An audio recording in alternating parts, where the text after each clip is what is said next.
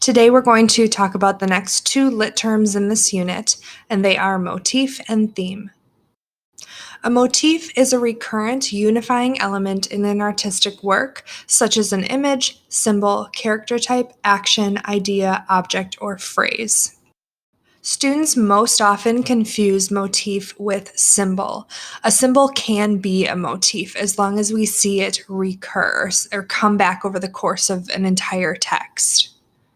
The example I chose is from page 147, and it reads, "Then the monkey family, in my mind, they turned to my own family. All my sister, my little brother, my aunt, everyone laughing, playing a game, peeking from behind the tree. And I run to them, crying so happy, but they gone." We see McCormick develop this motif of the family Arn carries in his mind throughout the course of the text, and particularly it begins when Arn is separated from his family, when everyone is kind of divided into different camps. Arn talks a bit throughout the book about the locked door in his mind and how he recognizes that the only place in his life where he can kind of shelter himself from the Khmer Rouge is in his mind. He has the power to kind of like shut everything off and help himself to desensitize and to preserve his humanity and his memories of his family by keeping that door locked in his mind. But as we see, as things start to progress and things get worse and his situation changes, he recognizes that he's starting to not be able to remember his family in his mind, and he struggles to maintain his humanity and his memory as he becomes more and more involved in the Khmer Rouge.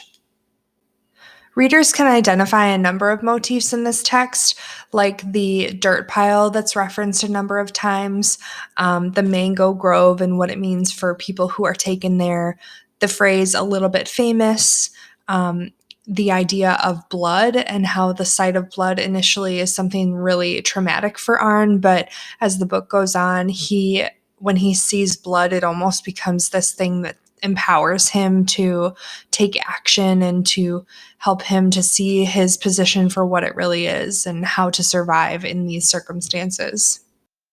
So as you think about the motifs that McCormick develops in this text, I urge you to consider what the function of each motif is. What is McCormick trying to accomplish by having something come back over and over and over in the book?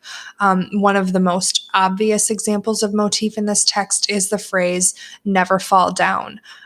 It's the title of the book. Arn is constantly reminding himself to never fall down. So what does that repetition mean? What does it accomplish in this text as a whole? The next term today is theme, which refers to the statements that a text seems to be making about its subject.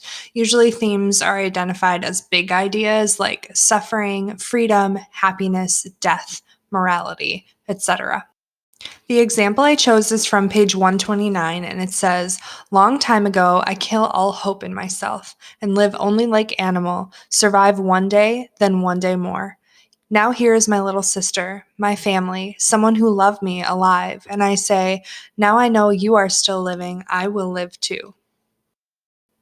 So just from the name of this book, Never Fall Down, we can identify perseverance as one of the major themes in this book, and that's explored in the quote that I gave above in the slide as well. But there are a number of themes that McCormick explores when looking at the Cambodian genocide. And when you do look at a genocide, you're obviously going to explore a number of different ideas.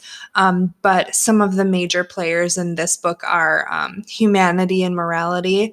How do people maintain who they are and what they believe in and their value systems when they're put in this situation?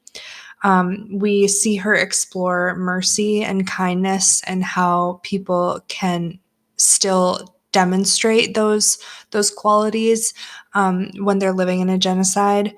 And we also see like the flip side of that coin and the cruelty and the torture and the brutality that come along with this event in global history.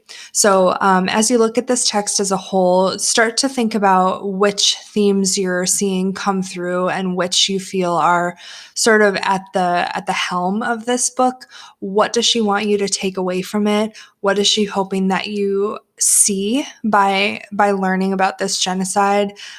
Is it just about what happened, or is it about the human condition?